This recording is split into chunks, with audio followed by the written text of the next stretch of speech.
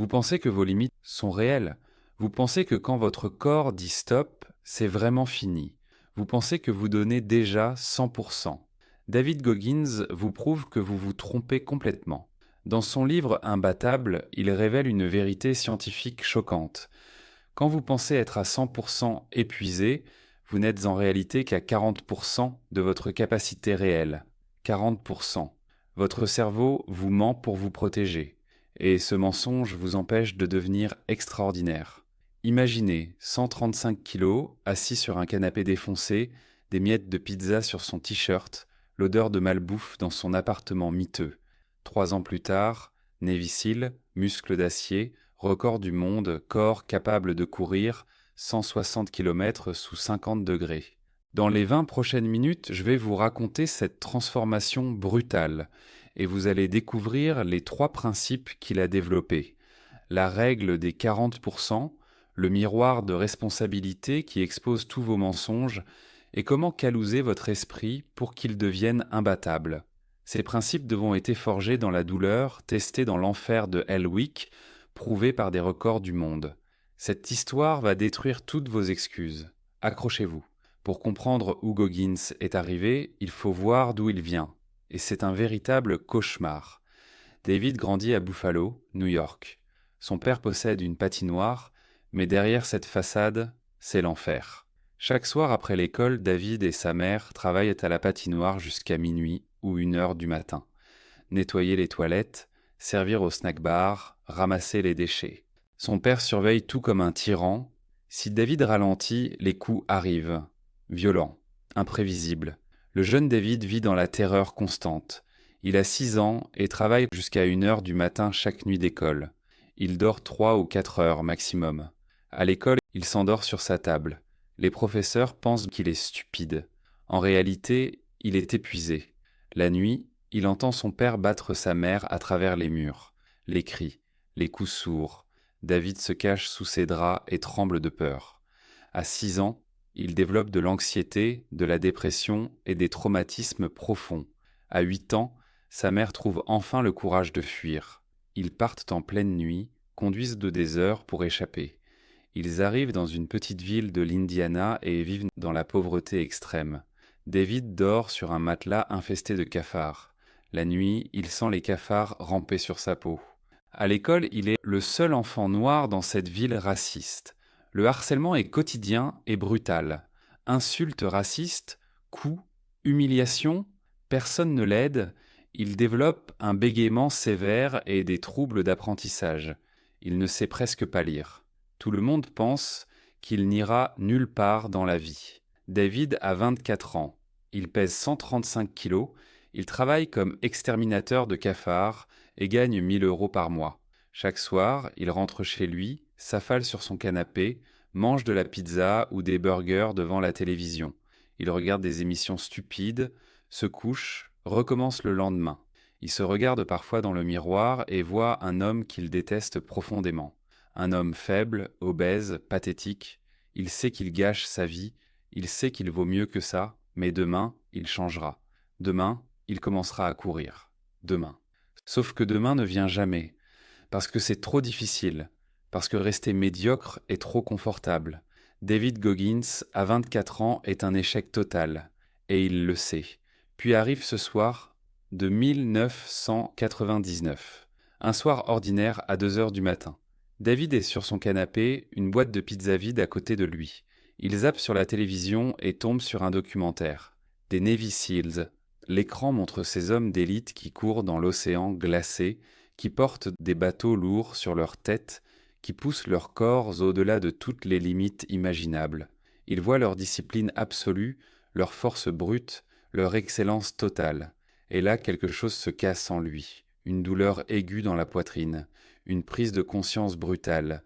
Il réalise qu'il a 24 ans et qu'il a déjà abandonné sa vie. Il voit son futur avec une clarté terrifiante. Dans 20 ans, il sera toujours sur ce canapé, toujours obèse, toujours à exterminer des cafards, toujours à se détester, à moins qu'il change. Maintenant, cette nuit, il prend une décision à cet instant, une décision qui va transformer sa vie entière. Il va devenir un Navy Seal. Tout le monde dirait que c'est impossible. Il pèse 135 kilos. Il n'a jamais couru 1 kilomètre de sa vie. Il a des troubles d'apprentissage. Il n'a aucune préparation militaire. Goggins s'en fout. Il a décidé. Point final. Le lendemain matin, Goggins contacte les recruteurs. Le verdict tombe. Il doit peser maximum 86 kilos pour rejoindre les SEALs. Il en pèse 135. Il doit perdre 50 kilos. Délai, 3 mois. Les recruteurs pensent que c'est impossible. Médicalement dangereux. Goggins commence quand même. Il achète un vélo d'appartement et une combinaison sauna complète. Tous les jours, il enfile cette combinaison qui le fait transpirer massivement. Il monte sur le vélo et pédale. 4 heures, 5 heures, 6 heures par jour. Il mange moins de 1000 calories par jour. Son corps hurle constamment de faim et d'épuisement.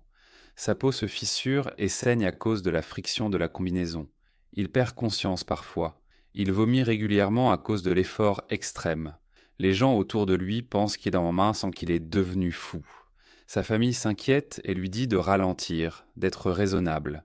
Mais Goggins a une deadline non négociable, 3 mois. Chaque matin, il se pèse.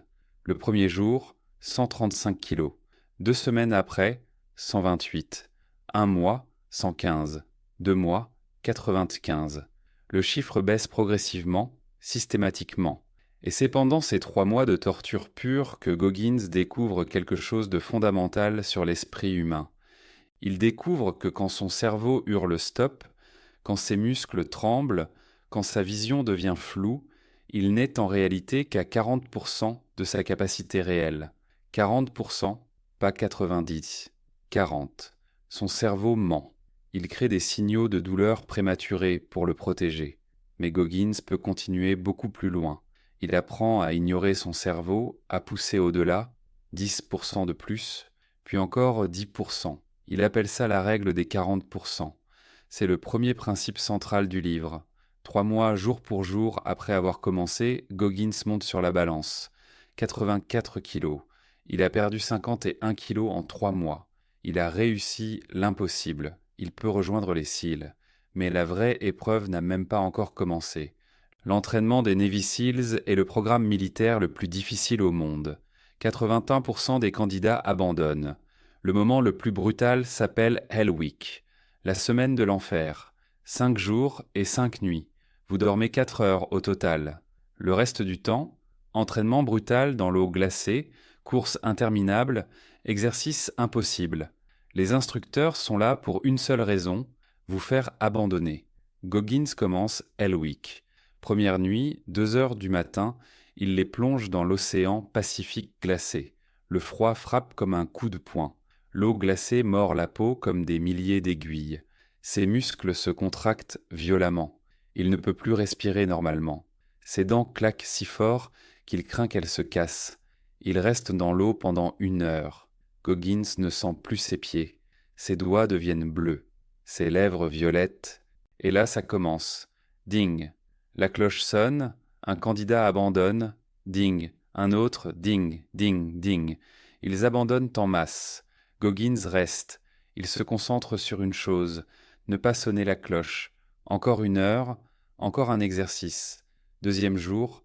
Son corps est détruit. Il n'a dormi qu'1 heure. Tout fait mal. Il porte des bateaux en caoutchouc lourds sur leur tête pendant qu'il court. Le poids écrase ses épaules. Ses trapèzes brûlent intensément. Ses tibias commencent à faire mal. Une douleur sourde qui devient aiguë. Fracture de stress. Il le sait. Chaque impact sur le sol envoie une onde de douleur qui remonte dans ses jambes. Il continue à courir quand même. 3e jour. Ses tibias sont complètement fracturés maintenant. Il peut à peine marcher. Mais il refuse d'abandonner. Les instructeurs le remarquent. Ils voient qu'il souffre énormément et le forcent à voir les médecins. Les médecins font des radios. Les 2 tibias sont fracturés. Ils le retirent immédiatement de l'entraînement. Goggins n'a pas sonné la cloche, mais il n'a pas fini Hell Week. Échec. 6 mois plus tard, il réessaye. 2e Hell Week. Cette fois, il développe une pneumonie sévère au 3e jour. À nouveau, retiré médicalement. Échec. La plupart des gens abandonneraient. 2 Hell Weeks, 2 échecs. C'est un signe, non? Goggins dit non. 6 mois après, 3e tentative. Et c'est pendant cette Hell Week qu'il utilise le 2e principe du livre. le miroir de responsabilité. Avant de commencer l'entraînement, Goggins avait pris des post-it. Il avait écrit brutalement tous ses défauts. Gros, faible, lâche, menteur, victime, il les avait collés sur son miroir de salle de bain. Chaque matin pendant des mois, il s'était regardé dans ce miroir couvert de vérité brutale. Il ne pouvait pas se mentir. Il ne pouvait pas s'échapper. Il voyait exactement qui il était. Et il ne retirait un post-it que quand il avait objectivement résolu ce problème, pas quand il se sentait mieux, quand il l'avait vraiment résolu. Hell Week numéro 3. Jour 1, jour 2, jour 3. La douleur est toujours là, le froid, l'épuisement. Mais Goggins pense à son miroir. Il refuse de redevenir cette personne pathétique qu'il était. Jour 4, jour 5. Il survit, il termine. Il devient officiellement Navy SEAL. 3 Hell Weeks pour réussir une fois. Mais maintenant, il possède quelque chose d'indestructible. Il a découvert le troisième principe, calouser l'esprit. Exactement comme vos mains développent des callosités quand vous travaillez dur, votre esprit peut développer des callosités mentales. Chaque fois que vous l'exposez volontairement à la souffrance, il devient plus dur, plus résistant. Devenir Navy SEAL, c'est déjà le sommet, le top 1%. La plupart des gens s'arrêteraient là, pas Goggins. Il veut être rare parmi les rares. Il devient aussi Army Ranger, encore un programme d'élite brutale. Puis il découvre les ultramarathons, des courses de 100 km, 160 km dans des conditions extrêmes.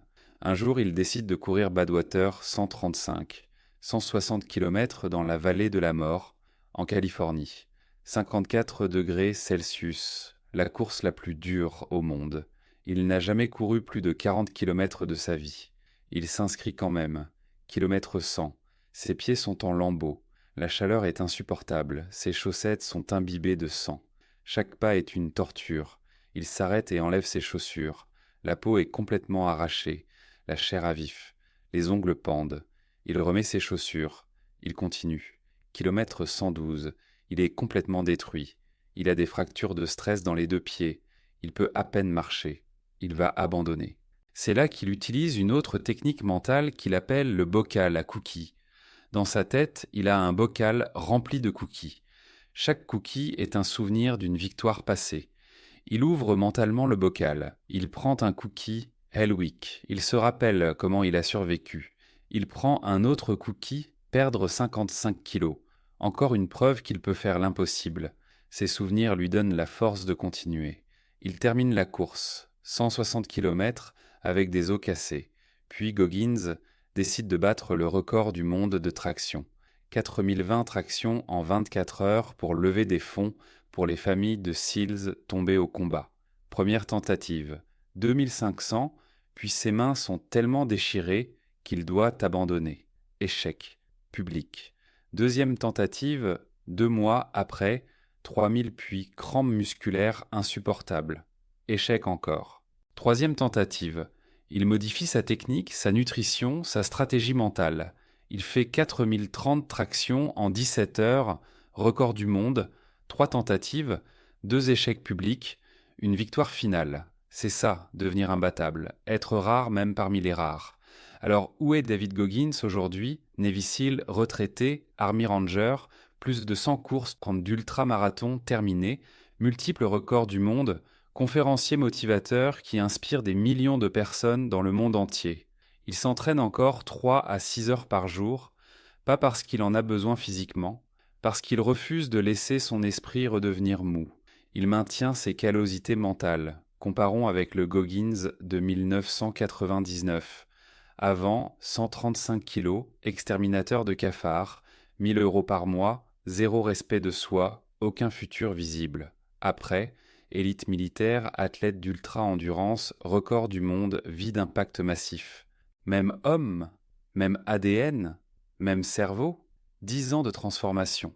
La question n'est pas s'il avait un talent spécial. La question est qu'est-ce qu'il a fait que vous ne faites pas? Il a appliqué les 3 principes quotidiennement. La règle des 40%, le miroir de responsabilité, le caloussage de l'esprit. Alors maintenant, parlons de vous. Vous avez des excuses. On en a tous. Votre enfance était difficile. Vous n'avez pas le temps. Vous n'avez pas les ressources. Vous êtes trop vieux. Trop jeune, trop occupé, Goggins avait toutes ses excuses multipliées par 1000, et il les a détruites une par une.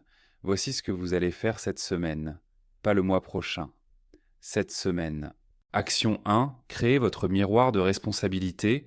Prenez des post-it, écrivez vos défauts réels, gros, faibles, procrastinateurs, lâches, toutes vos faiblesses. Collez-les sur votre miroir de salle de bain. Regardez-vous dedans tous les matins. Et ne retirez pas un post-it avant d'avoir vraiment résolu ce problème. Action 2. Faites quelque chose de volontairement difficile cette semaine. Courez 10 km si vous détestez courir. Faites 100 pompes si vous êtes faible. Ayez la conversation difficile que vous évitez depuis des mois. Commencez à calouser votre esprit. Action 3. La prochaine fois que votre cerveau dit « je ne peux plus », rappelez-vous la règle des 40%. Vous n'êtes qu'à 40%. Poussez 10% plus loin. Découvrez où sont vos vraies limites. Goggins ne vous offre pas de sympathie. Il vous offre la vérité brutale. Vous êtes capable de tellement plus que ce que vous faites actuellement. Mais seulement si vous arrêtez les excuses et commencez la souffrance volontaire maintenant. Alors, vous restez sur votre canapé ou vous devenez imbattable. Si cette histoire vous a secoué, abonnez-vous au livre du millionnaire et activez la cloche. Nous révélons les livres qui détruisent le confort et créent la grandeur. Dites-moi en commentaire, quelle est votre plus grande excuse et comment allez-vous la détruire cette semaine? Merci de votre écoute. Vous connaissez maintenant l'histoire de l'homme qui est devenu imbattable. Maintenant, écrivez votre propre histoire. Rendez-vous très bientôt pour la prochaine transformation.